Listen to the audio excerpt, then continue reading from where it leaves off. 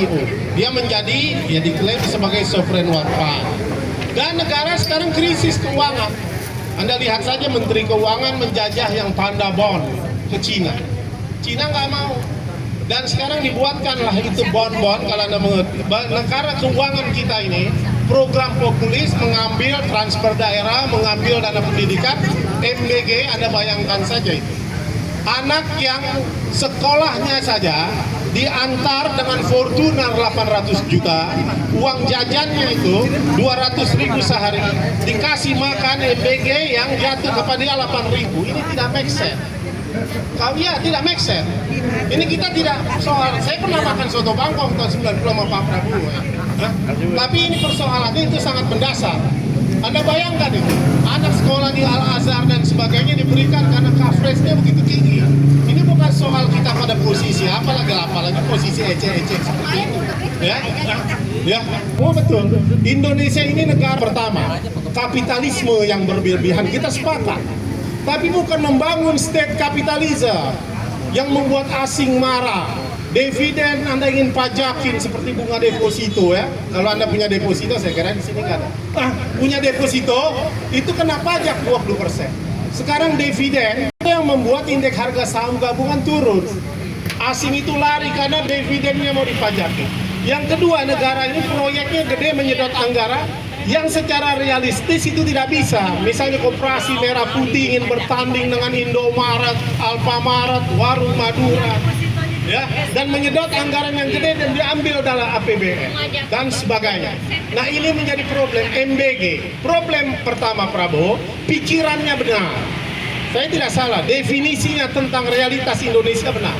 Rakyat miskin, solusinya adalah kapitalisme yang berbahan. Terus kita tidak berproduksi, semuanya diserahkan kepada asing. Tapi kebijakannya menjadi problem. Ya. Saya tidak tahu, tentu beliau bukan pemikirnya.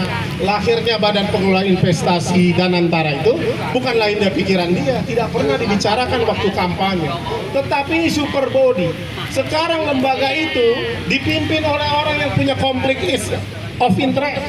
Seperti Rosan, seperti ini yang dia punya Rikapital bersama UNO. Ini dikhawatirkan sehingga orang tidak percaya. Untuk membangun ekonomi itu harus ada trust. Dan yang berbahaya, ini kita akan dikucilkan dunia ketika dia melahirkan namanya Patriot Bond. Nama keren, Patriot Bond, bunganya 2%. Dan mendapat proteksi kalau uang hasil korupsi, uang hasil narkoba, prostitusi dimasukkan itu tidak bisa dia diaudit. Bahkan ditutup tuh siapa yang nyumbang itu. Karena kita krisis keuangan untuk membiayai APBN, utang yang meninggi ini. Nah ini problem, nanti kita akan kena menjadi pusat money laundering di dunia. Karena yang akan uang narkoba dari Kolombia masuk aja beli Patriot Bond. Bunganya 2%, tidak rasional, mana ada orang pinjam duit bunga 2%. Bunga deposito aja 4%. Nah ini menjadi problem, sekarang dibicarakan orang itu. Mengapa? Itu dilahirkan oleh sebuah lembaga yang seperti itu.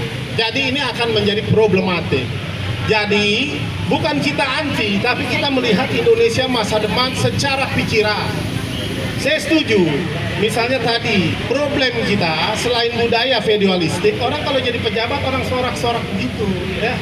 Menurut saya itu nggak layak, ya. Anda baru jabatan tinggal pion kecil-kecilan aja, udah dianggap hebat di Republik ini. Ya, itu problem. Ya, saya juga pernah jadi komisaris di migas begini, ya. Gitu. Kita jangan itu. Kita menganggap orang itu setara.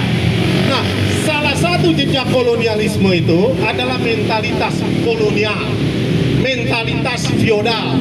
Kita kalau melihat orang berkuasa itu udah agak seperti Tuhan. Itulah yang kata Ferry, dulu Aidit melakukan penelitian di PKI itu, Partai Riset di Indonesia namanya PKI yang udah dibubarkan. Aidit itu melakukan riset di Jawa Barat, di Pandeglang. Dia rumuskan yang menjadi pengancam rakyat itu, Anda boleh tidak setuju, 7 setan desa. Salah satu yang disebut kabir, kapitalis birokrat. Dia kapitalis, tapi dia mempertahankan pulpennya seperti kata dia tadi.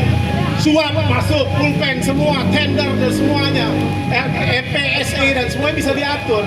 Tapi itu dilakukan oleh elit lokal namanya bupati wali kota.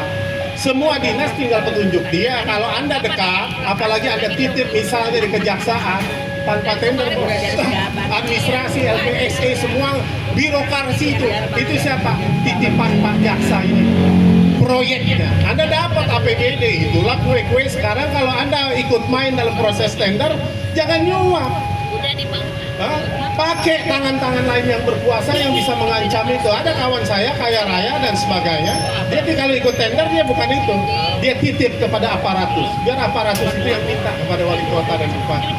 Dapatlah dia proyek infrastruktur 100M, 200M di kabupaten kota. Nah itulah yang bayarin. Kayak di Riau diambil. Dari mana uang diambil itu? Misalnya Sekda pakai Land Cruiser. Emang ada duit Sekda? Tidak dibayarkan oleh pihak ketiga. Itulah donatur yang akan menghilangkan implementasi ke proyek-proyek negara. Lalu bagaimana? Saya katakan tadi bahwa korupsi itu adalah bensin dari sistem kekuasaan kita. Dan yang korupsi itu pintunya semua rekrutmen pejabat di daerah itu melalui partai politik. Tidak ada. Mau jadi jaksa, kapolri dan semua itu jabatan politis diangkat oleh partai politik. Itulah yang dibagi-bagi. Duta besar dibagi, direksi BUMN dibagi dan sebagainya. Biasanya tidak right man in the right place. Komisaris tergantung ada dekat dan dekat. Saya menolak sistem seperti ini. Meskipun sendirian, ya, saya menolak sistem itu. Kenapa dia menentang rasa pengetahuan kita bagaimana republik ini harus dibangun? Memang demokrasi itu institusi yang paling lemah dalam melahirkan pemimpin. Mulai dari Yunani, dulu Plato mengatakan the king philosopher. Yang bisa memimpin bangsa ini bukan pedagang, bukan panglima, tetapi bukan atlet, bukan itu adalah king philosopher. Filosof, dia katakan kalau masyarakatnya kambing, dia tidak akan pilih macan dari pemimpinnya. Dia pilih juga kambing itu, entah kambing dari Solo dan kambing dari mana. Kenapa? Karena masyarakatnya kambing. Itulah kelemahan demokrasi. Makanya Plato menolak demokrasi sebagai rekrutmen. Makanya tidak bisa, kata dia, kan manusia itu ada tiga, ada manusia kepala, manusia dada, manusia perut. Katanya dia, jangan kekuasaan ini diserahkan pada manusia perut. Siapa itu? Pedagang. Karena pedagang itu kenalnya cuma dua, untung dan rugi. Kalau kekuasaan politik Anda serahkan kepada pedagang, maka seluruh kebijakan negara digunakan untuk keuntungan pribadi dia. Itulah yang terjadi dalam republik kita dari pusat dan daerah. Itu pertama. Pedagang. Jangan juga manusia dada. Manusia dada itu atlet.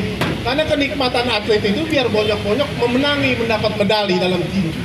Waktu pun dia harus mati. Semua jangan serahkan orang yang punya pikiran. Itulah founding fathers kita.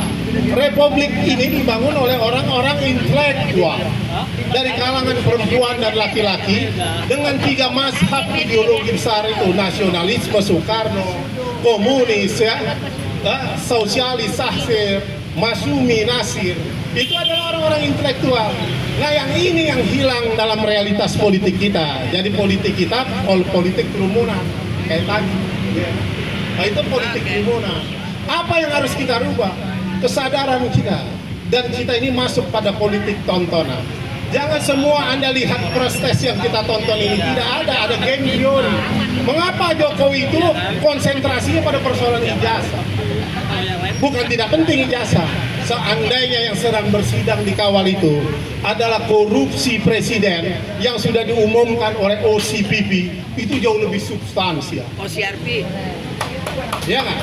Anda berbondong-bondong menuntut dan sebagainya. Tapi kan dari situ pintu. Ya kan, enggak, maksudnya pintunya soal korupsi tadi. Yang bahaya ini tidak dimasukkan di laci ini aja. Nah, itu namanya game theory. Itu penting, tetapi ini jauh lebih penting.